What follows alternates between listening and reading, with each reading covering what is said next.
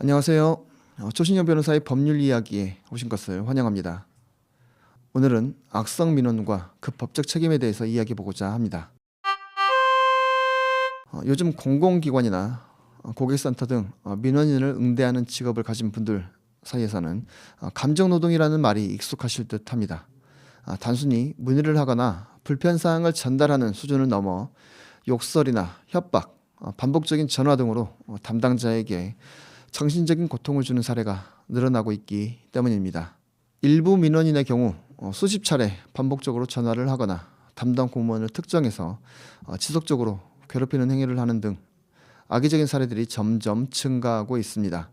정부 역시 이러한 문제점을 인식하고 악성 민원으로부터 공무원과 공공기관 종사자를 보호하기 위한 제도 개선을 추진하고 있습니다. 공공기관에 전화를 걸면 통화 내용 녹음 사실을 안내하는 음성 메시지를 들어보셨을 텐데요.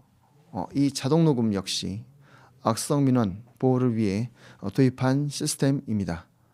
2024년에는 여기서 더 나아가 일정 기준 이상의 폭언이나 위협이 발생할 경우에 통화를 종료할 수 있도록 대책을 확대하였습니다. 그 이전까지는 민원인이 욕설이나 협박 등의 폭언을 하더라도 이를 응대하는 공무원은 그대로 듣고만 있어야 했는데요. 이제는 먼저 통화를 종료할 수 있게 된 것입니다. 다소 유난스럽다고 느끼는 분들도 있을 듯합니다. 물론 악성 민원인이라는 말이 모든 민원인에게 통용되는 것은 아닙니다. 하지만 10명의 사람들로부터 아무리 좋은 말을 들었다고 하더라도 단 한 명으로부터 욕설과 협박을 듣는다면 겁이 나고 두려울 수밖에 없을 것입니다.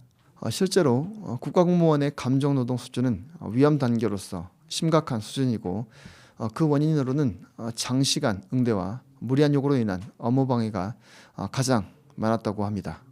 이제 악성 민원은 사회적 문제로 대두되고 있는 만큼 그에 대한 책임은 형사적 책임으로도 이어지고 있습니다. 그렇다면 민원 과정에서의 폭언은 실제로 어떠한 법적 책임으로 이어질 수 있을까요? 먼저 가장 문제가 되는 것은 모욕죄입니다. 형법 제311조에 따르면 공연히 사람을 모욕한 경우에 1년 이하의 징역이나 금고 또는 200만 원 이하의 벌금에 처할 수 있습니다. 모욕죄는 공연성이 성립되어야 하며 단순한 감정이나 경멸적인 표현 등 상대방이 모욕감을 느꼈다면 처벌 대상이 될 수 있습니다. 여기서 공연성이란 불특정 또는 다수가 인식할 수 있는 상태를 의미합니다.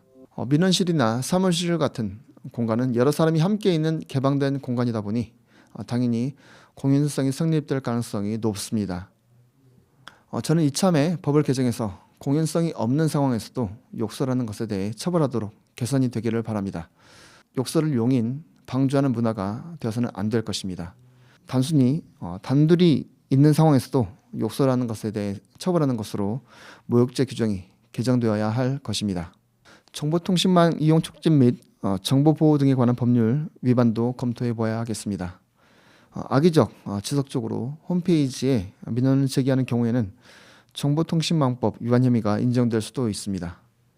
실제로 한 민원인이 감사과나 국민신문고를 통해 지속적으로 민원을 제기하였다가 벌금 1,000만 원을 선고받은 사례도 있습니다. 이 경우에 단순히 민원을 여러 번 제기했다는 사실만으로 처벌받은 것은 아닙니다. 그 이전부터 수차례 현장 또는 전화상으로 모욕성 발언을 해왔을 뿐만 아니라 공공기관에서 이미 민원에 대해서 답변을 수차례 하였음에도 불구하고 오히려 민원인은 답변 내용이 부족하다거나 직무유기다 라면서 지속적으로 민원을 제기한 것입니다. 경찰관이 금품을 받아 사건을 무마했다 라는 식으로 글을 인터넷 커뮤니티에 수차례 업로드함으로써 정보통신망법 위반 혐의로 구속된 사례도 존재합니다. 또 다른 사례로는 업무방해죄, 공무방해죄 혐의 적용 여부도 생각해 보아야 합니다. 반복적인 전화, 고성, 폭언 등으로 공무원이나 삼당원이 정상적인 업무를 수행하지 못하게 한다면 위력에 의한 업무방해 행위로 평가될 수 있습니다. 이 역시도 형사처벌 대상이 될 것입니다. 여기서 공무원이 앉아있는 책상을 발로 차는 행위도 해당이 될 수 있습니다. 그리고 수술이 취한 상태로 난동을 부린다면 공무집행 방해죄에 해당할 수도 있겠지만 경범죄 처벌법 위반 혐의로 처벌될 가능성도 있습니다. 민원을 제기하는 것 자체는 민원인의 권리라고 볼 수 있습니다. 행정공무원으로부터 부당한 처우를 받았다면 이를 바로잡는 것이 중요하겠습니다.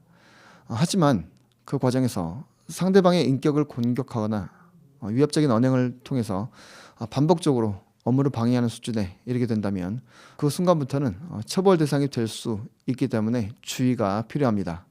요즘은 대부분의 공공기관과 상담센터에서 통화 녹음을 하고 있기 때문에 본인의 발언이 그대로 증거로 활용될 수 있습니다. 더 나아가 특정인을 지속적으로 괴롭히거나 반복적으로 연락하는 경우에는 스토킹 행위로까지 문제될 가능성도 있기 때문에 더욱 주의하시기 바랍니다. 민원이라는 것은 문제를 해결하기 위한 적절한 도구가 될 수 있습니다. 하지만 과유불급이라는 말이 있습니다. 적절하게 주어진 범위 내에서 합리적으로 권리를 활용하시기를 권장해 드리겠습니다. 오늘은 악성민원과 그로 인한 법적 책임에 대해서 알아보았습니다. 지금까지 법률사무소 약속의 조신영 변호사였습니다. 청취해 주셔서 감사합니다.